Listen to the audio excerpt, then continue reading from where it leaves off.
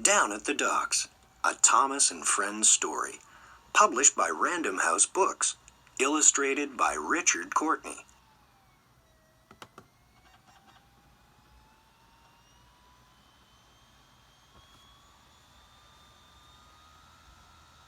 Beep! Everyone sure looks busy today, thought Thomas. He was on the hill overlooking the Brendam docks. From above the busy harbor, Thomas could look down and see all of the other engines working hard.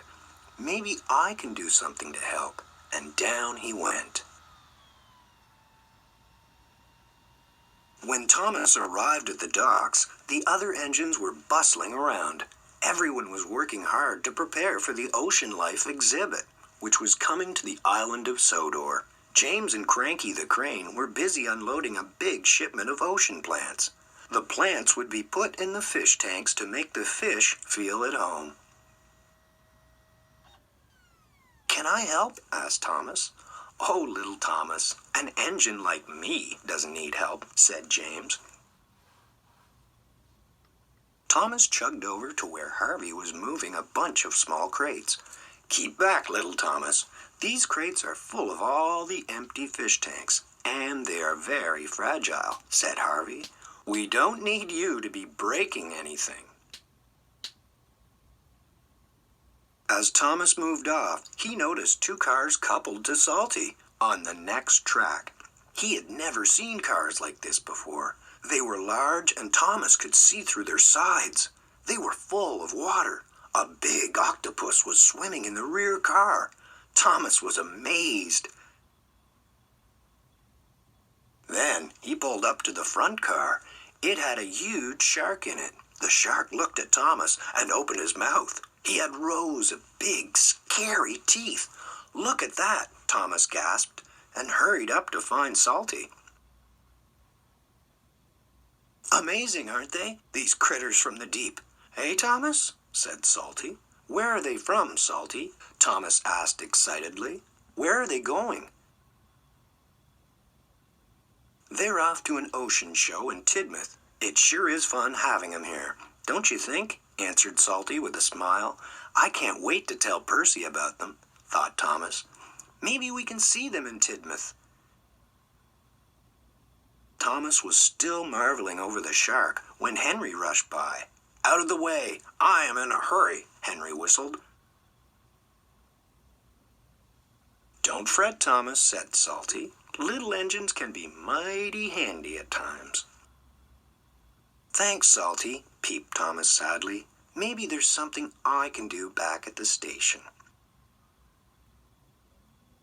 Just as Thomas was leaving the docks, Percy came chugging up, working hard, pulling the afternoon mail.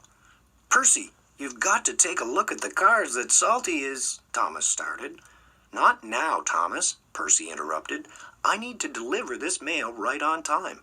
And he hurried past.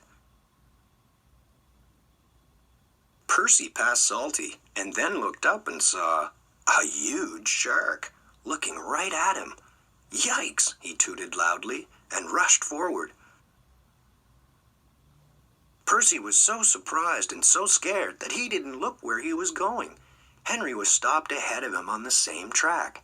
He was waiting for Harvey to cross with his fragile load.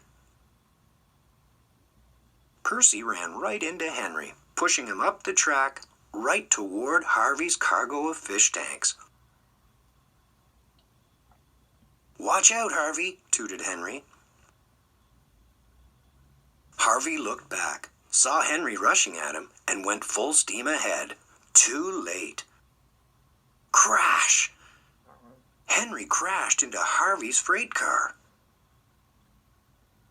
Harvey's freight car tipped off the track and the coupling snapped. Harvey, still at full steam, rushed forward. He ran right into James. James was pushed off the track, which startled Cranky. Cranky let go of the crate he was carrying. The crate fell right onto James and burst, covering him with seaweed. Thomas saw what happened and came hurrying back to help. His smaller size made it easy for him to fit between all the bumped engines and broken crates. First, he helped pull Percy back on the track. Then he kept the freight cars in order, while the spilled mail and all the broken crates were cleaned up. Finally, he helped Harvey put James back onto the track, and he didn't even tease James about his green face. Later, when everything was in order again, he went to look at the shark, whose car was sitting on a siding. Salty pulled up beside him. "Well, Thomas, I knew you'd find some way to prove what a really useful engine you are," he said. Thomas smiled and looked back at the shark, who gave him a big wink. The end. Look for Down at the Docks and other exciting Thomas adventures from Random House wherever books are sold.